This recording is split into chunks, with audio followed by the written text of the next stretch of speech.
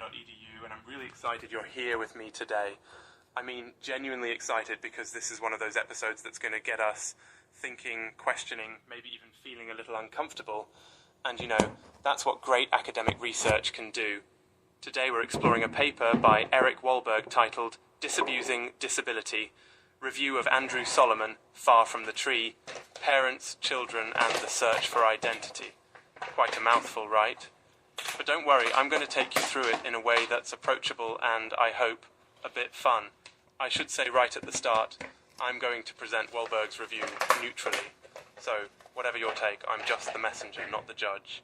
So what's the core question this paper is wrestling with? At its heart, it asks, how does society define disability and difference? And how do those definitions interact with politics, family, technology, and, well, even spirituality? Why does this matter for you, the listener? Because a lot of us, directly or indirectly, will deal with questions of difference, maybe in our families, our classrooms, our workplaces, anywhere. And this paper says, let's challenge some assumptions about what it means to be different. Eric Walberg dives into Andrew Solomon's celebrated book, Far from the Tree, which collects testimonials from parents and children navigating worlds shaped by everything from deafness and autism to dwarfism, prodigy, and, sexual and gender identity. Solomon himself, as a prominent, openly gay writer, threads his own experience and worldview throughout the book.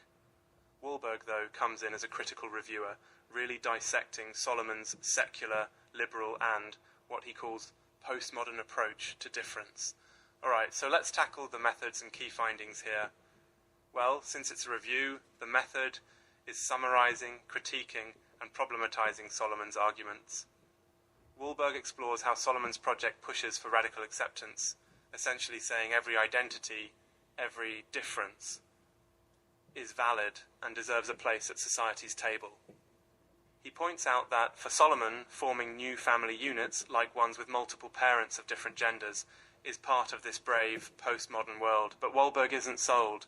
He sharply questions whether this model actually works, especially when he observes that in the stories Solomon collects, the children who flourish the most, who seem mentally healthiest, tend to come from, well, old-fashioned nuclear families, often with strong religious or spiritual frameworks. Interesting, right? Walberg raises what he sees as ironies.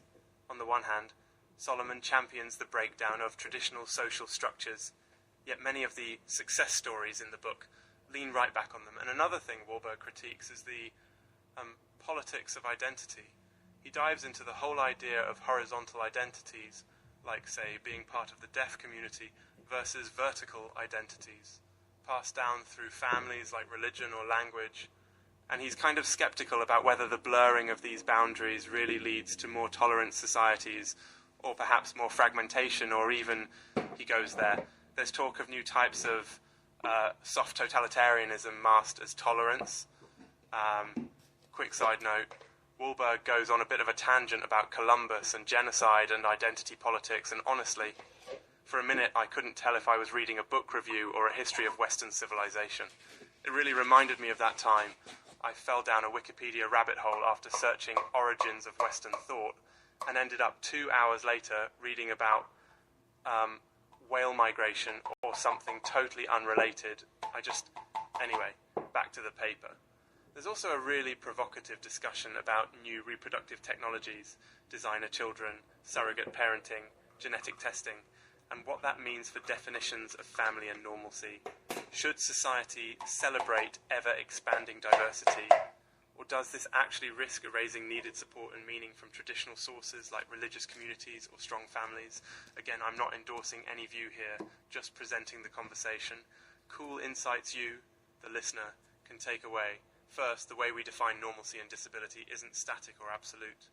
Those definitions reflect our culture, our politics, even our tech. Second, families matter a lot.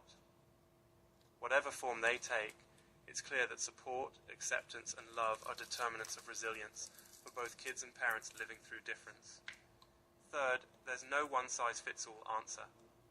What's healing or affirming for one group, one individual, might not apply universally, and we need to be cautious when research or advocacy makes universal claims. To wrap up, what can you do with this? I think the biggest biggest takeaway is to approach difference, any kind of difference, with humility and openness, but also a healthy critical eye. Don't assume all answers are final. Academic research, like Walberg's review here, gives us insights, not absolute truth. Your experience, your context, your values, they matter too. Ooh, that's a lot to chew on. Remember, I'm Richard Price, and this was Indepth with Academia.